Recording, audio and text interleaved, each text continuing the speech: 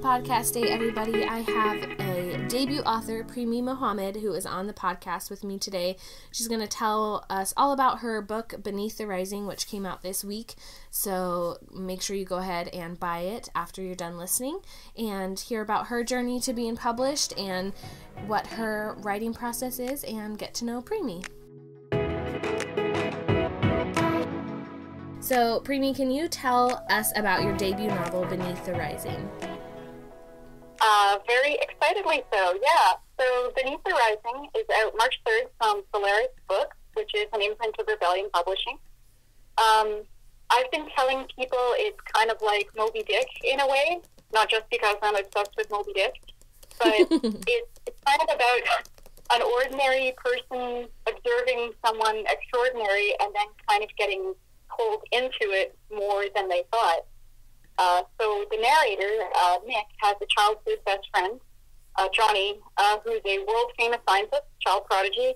At the start of the book, she's discovered a clean energy reactor that could get the world off fossil fuels, but this attracts the attention of some very unpleasant folks, and it'll be up to her and Nick to figure out how to keep them from weaponizing her reactor and basically invading. And I really like the way that someone I bumped into at Dublin Worldcon last year described it. He said it's about someone who solves the world's energy problem and creates a bunch more problems. Oh, yeah, that's a good way to put it. I like it.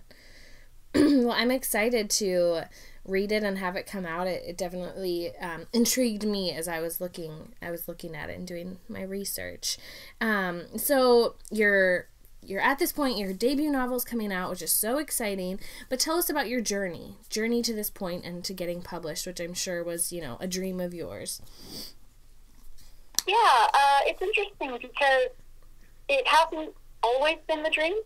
I started writing this book when I was, I guess, about Nick's age, so about 18. If we're looking at novels I had started and not finished by that point, oh my god, it was like my 10th or 11th book. Yeah. But I did finish it when I was just graduating from my first degree, which was in science. So that's more or less why Johnny was a scientist.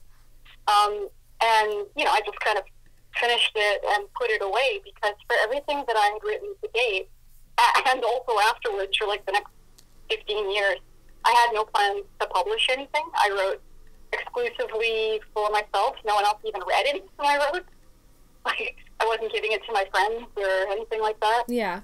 But around the time I began to be more active on Twitter, kind of like 2015-ish, and start thinking about submitting short stories, I was diagnosed with a serious progressive chronic illness and almost literally thought, oh my god, maybe I'm running out of time. So within about a year, I had polished up the old novel and started querying and started on several other books, kind of everything at the same time. Yeah.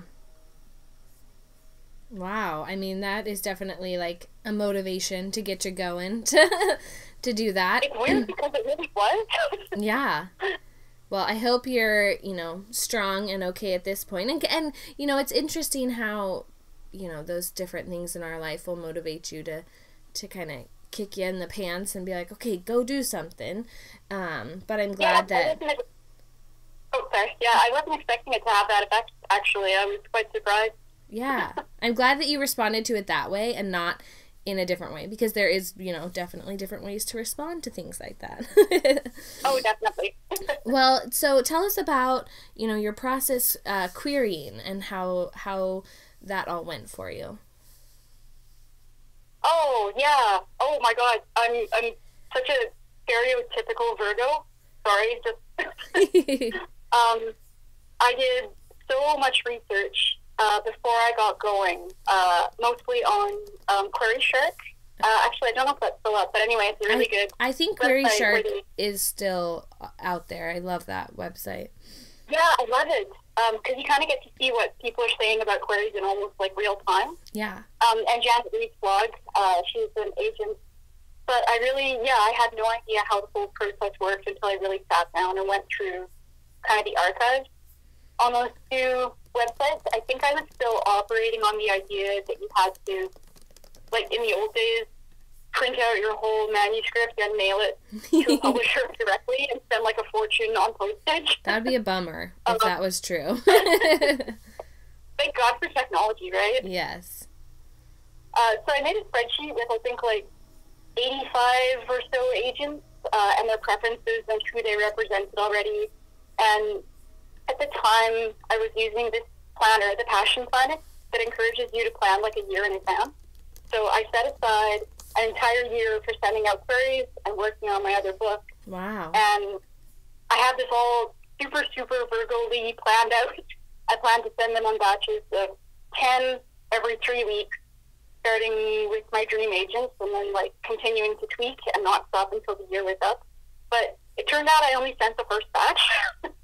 So I got multiple pull requests, and one of my dream agents made an offer for representation, I think about a month and a half after I queried him. So I signed with him, and then I was like, well, now what am I supposed to do with the rest of the year? Like, I felt like I had let my planner down. But it was really... Well, I love that idea of planning out a year in advance. I feel like that just is good. It's a good goal setting, which I feel like is a cool thing to do. What would your, like tips be for writers who are in that querying process right now? I guess the main one would probably be keep really good records. And sort of a secondary one, which I wish I had paid attention to, is definitely work on something else while waiting for responses. Yeah. And something totally unrelated to the book being queried, like not a sequel, not a spin-off, not a short story, nothing like that, something else. I found I was working a lot more on short stories because I found those like a great distraction from the actual book. Yeah, working on something else while you query just keeps you from going crazy, like refreshing your email every 20 seconds. Super helpful. Oh, God, yeah. Hard agree. It absolutely has to be distraction city, yeah. Definitely. So, I have a two-parter question for you next. I'd love to know what the hardest part of writing is for you, and then the hardest part of being an author so far in your journey. Yeah, and I think that's so interesting and important, actually, that you distinguish between the two, because that is a really important distinction. And I think when I started out writing, I did not think that there was a difference between them. But now I would say the hardest part of writing is kind of craft-related, and it's knowing what to put in and what to leave out. But when I started writing seriously, like when I got my first computer, I don't know, around 12 or 13 or whatever, I didn't start with short stories. I started with novels. And if there was something I liked, I just put it in there, and you'd have stuff that was in like the 300,000 word range, and it was terrible. I still have that problem. I always want to add, and I never want to cut. Yeah. And I think that's something that my editors and I will always struggle with. And I think compared to that, the hardest part of being an author so far is finding the time and the energy to consistently write around the day job and meet deadlines. Like, I used to not have deadlines. I was spoiled. I could write whenever I wanted. And now I actually have to start developing, like, writing practices around everything else that I used to not have to worry about. Like, I used to binge write, more or less, when I had fun. And yeah, it definitely does make it different when you have deadlines and, proposals and things you have to write and, people counting on you to get things in a certain matter of time. Yeah, I don't think I realized how much non-writing stuff there is when you're, like, getting published. Like, yeah, like you said, there's all these emails and solicitations and summaries and queries and synopses and pitches and promotion stuff and blog posts. Definitely. It's that transition from it being like your own just like hobby or, your love of writing to moving it into a business sort of scenario, because you do have to, do some marketing and your own promotion, and it can become, it is work at that point to a certain extent. Yes, it is. Well, let's flip the question and talk about the best parts. So what are the best parts of being a writer and being an author for you? I think it's kind of like you said. I still love writing itself as a hobby. Literally, just the act of drafting makes me feel relaxed and happy and very alive. Like, it's my favorite place to hide from the world. It's the best game of pretend I've ever played in my life. It's still my very favorite thing to do. Yeah. And I think for the best part about being an author so far, frankly, is being paid to keep doing my favorite thing, which I guess sounds a little mercenary. The truth is, I'm finding it really stressful so far, and I wish there was someone to kind of do all the author stuff while I kept doing all the writer stuff, but it does not work that way. It doesn't, unfortunately. It's all on you for your book, right? Yep. Yeah, I mean, that's definitely, like, the dream for, I feel like, most writers, unless they have a day job that they just, like, adore. But to be able to, be paid to write and have that be all you do, wouldn't that be amazing? So amazing. Definitely the dream. Definitely. Although someone told me a while back that something like 0.02% of fiction authors are supporting themselves entirely on their fiction and not from things like their day job or freelancing or like their spouse or their parents or something. And I was like, oh my God, that seems low. It's very low. Yes. But I mean, we can all dream, right? That's what keeps us going. So let's talk a little bit about your writing style. So you mentioned, which I love, that you started writing Beneath the Rising, like when you were 18, you had like, lots of unfinished books, which I feel like we all have those, right? Like unfinished ideas and all that. But I'd love to know how you kind of sit down and formulate ideas. So are you more of a pantser, more of a planner, or somewhere in between? Yeah, I had to think really hard about this one. Yeah.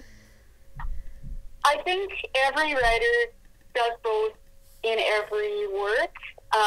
But of course, the longer the book is, or the longer the work is, the more I think people fall more on one side or another. I used to be a definite pantser, which is how you end up with 400,000 word novels with no endings that are just like a series of anecdotes. Yeah. Now I'm a planner, and I plan landmarks to make sure everything makes sense, and then I pant between them, which I think is a verb. You can use that as a verb. Yeah, you can use it as a verb. Yeah, it's definitely sped things up and made things a little more streamlined and less effortful. So now I don't spend as much time just crying and banging my head on the keyboard because I need something to happen, but I didn't set up the story to allow it to happen. So now I kind of get to do more what I like, which is those in-between parts. And it's much easier when you write out of order, as I often do. And that way things don't get screwed up chronologically in the book. So I think now I'm a planter. A planter, yes. So you're somewhere in between. And I think what the beauty of it is that, you can figure it out for yourself, and sometimes it changes based on the book, right? Or I like to always start like a little bit more on the pantser side and just like get out as much as I can and kind of get to know the characters, and then I do go back in and like plot and figure it out a little bit more. But I am not like, I've never been like a huge outliner, but I know that there are people. I just saw a tweet that was like, this person's outline was like 35 pages long, and if that works for them, that's amazing. But for me, I could never function that way. Yeah, oh my God. Yeah, mine tend to be a couple of pages long, and I tweak the outline the entire time I'm writing because, like you said, things happen, characters make decisions. Exactly. You're sitting there going, oh my God, what are you doing? Stop that. And they're going. Yep. And I love that, like, I love saying that, and I've told my husband, like, you just kind of have to listen to your characters. The characters decide what they want to do. And he's like, that's the dumbest thing I've ever heard. I'm like, it doesn't make sense to people who aren't writers, but your characters totally do. Oh my God, it does happen though. Yeah, they just take control and you can't do anything about it. All you can do is write it down. Yes, all you can do is write it down. But they have a mind of their own. I like asking that question because I feel like, you know, it's just good to know that everybody does it a little bit differently and we can all learn from how each other writes and our processes. So my next question, I'd love to know when your love of writing began. I know you've talked about how you would, write and have those big, long stories. But do you remember like a moments in your childhood when it began? Yeah, actually, got really young. The first quote book, unquote, I remember writing was about a cat who runs away from home and becomes a pirate.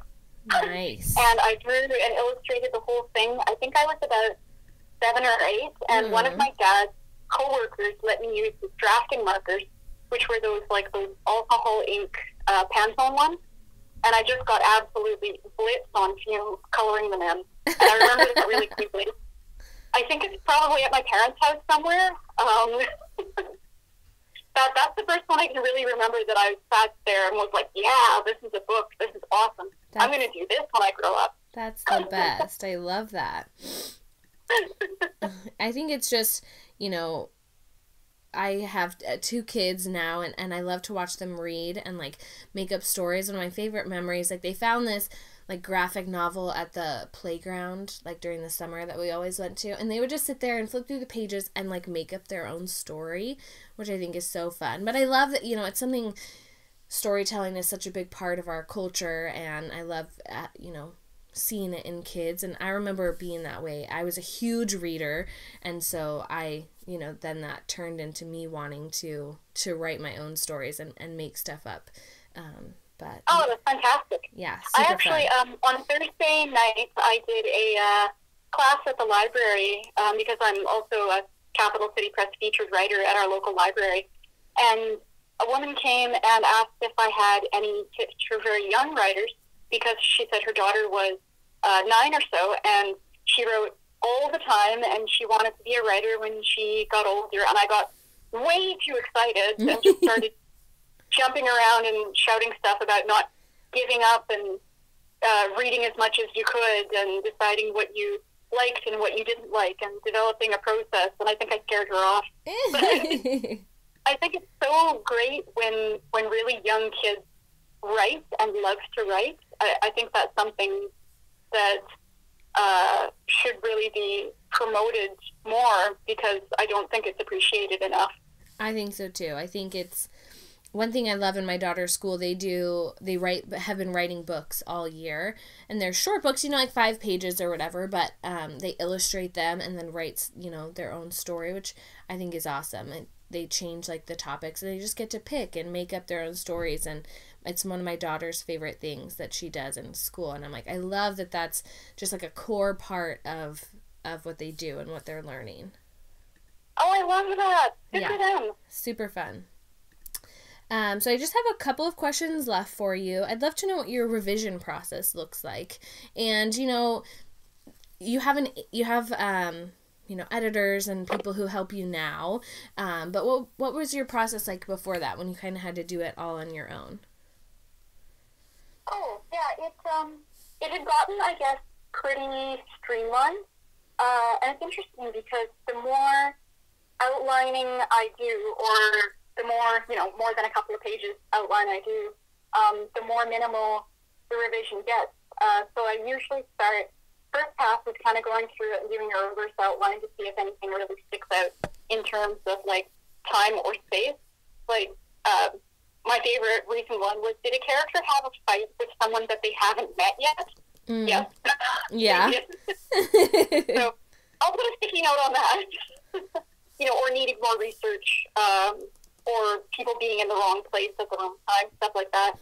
And then I go back and put everything in order and fill in any blanks that are really obvious of, like, detail or logic.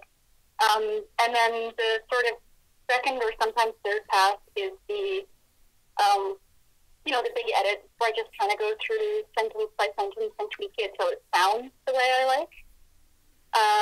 And it was interesting because I think, as I mentioned, I hadn't been letting people read my stuff. I had been my only reader. So when I started submitting short stories and started querying and then got the book accepted, that was pretty well the first time in my life I had ever been edited or worked with an editor, and I had no idea what to expect or what they wanted from me or what I could say no to or say yes to or ask them questions about. It's been a really sharp learning curve. I bet.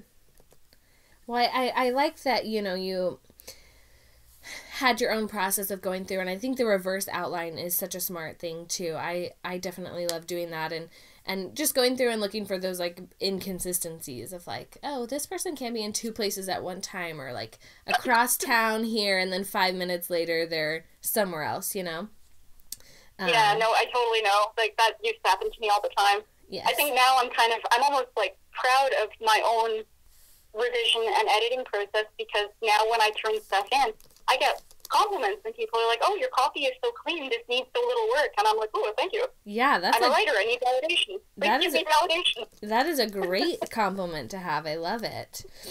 Yeah. And I think it's interesting too. You hear a lot about beta readers and critique partners, but you kind of, like you mentioned, you weren't letting people read your stuff, did it all on your own, and I think it's interesting. I've always done beta readers and critique partners, but I feel like, it would be an interesting exercise to kind of just like keep it all in my head and to be the only one looking at it, because I feel like once you introduce so many other opinions, things might get muddled or however, but I think it's cool that you did that and you were able to still end up with something that clearly was wonderful and people wanted to work with you on. Yeah, that's, I think, worked out really well. I do remember, I think, when I started becoming more involved in social media, I guess, and meeting more writers and talking to more writers, I think it looks like those of us who kind of don't run our stuff through another critique partner or beta reader are very much in the minority, and I'm starting to get a little nervous about that now. I'm like, should I be second-guessing my process? No. But I guess we'll see, because I trust it for now. I think if it works well for you, and like you could maybe try it on something short, maybe an idea, like working that out with somebody. But I mean, if that's your process and that has worked well for you before, I feel like maybe it could mess it up if you introduce more people into it, I know, that's what I'm worried about. Yes, that would make me nervous. But I like that you do that, because I've always done beta readers, and it's, you do get that great feedback most of the time, but you really have to like search and find people who you truly trust to be honest and, tell you what's going on, but also who understand you as a writer and where you're coming from, so that, it's not like they're just going to tear your work apart. It's hard sometimes to find those right people.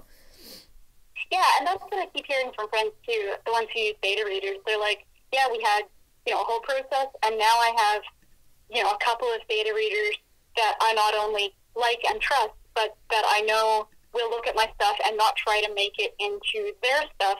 Yeah. They'll let it stay my stuff, and they'll give feedback on that. And I'm like, oh, that does sound useful. I hope one day I find people like that. Yes, that's definitely crucial. You want it to stay your stuff and have people who like know your style and what you're going for. Yeah. That's very helpful. Well, I have one last question for you, and I've been told it's sometimes a hard question to answer, but I would love to know what your favorite book is right now. This is not your favorite book of all time, because that's a ridiculous question, but I just would love to know, a book you've read recently that you really loved. Yeah, so I keep thinking about this, and for the last maybe year or so, it hasn't shifted.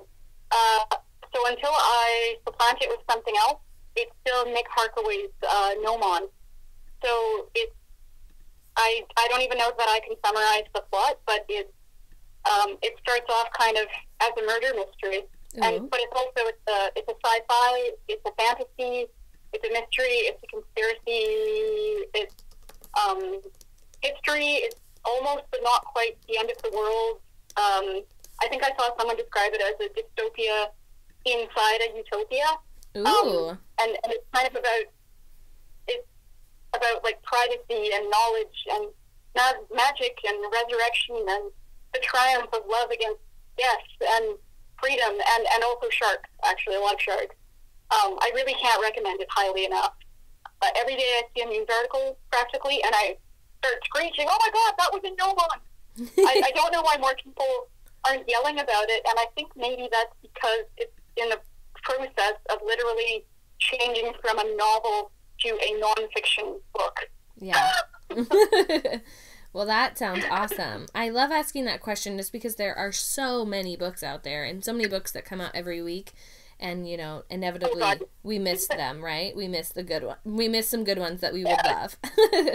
Thank you so much for chatting with me today and letting us get to know you and hear about your debut novel, Beneath the Rising, which is out and everybody should go buy.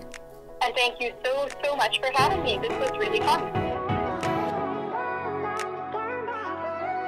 Thank you so much for listening. I hope you enjoyed that interview, and make sure to go ahead and connect with Premee on social media and support her book, Beneath the Rising. And as always, please rate, review, and share this podcast wherever you can.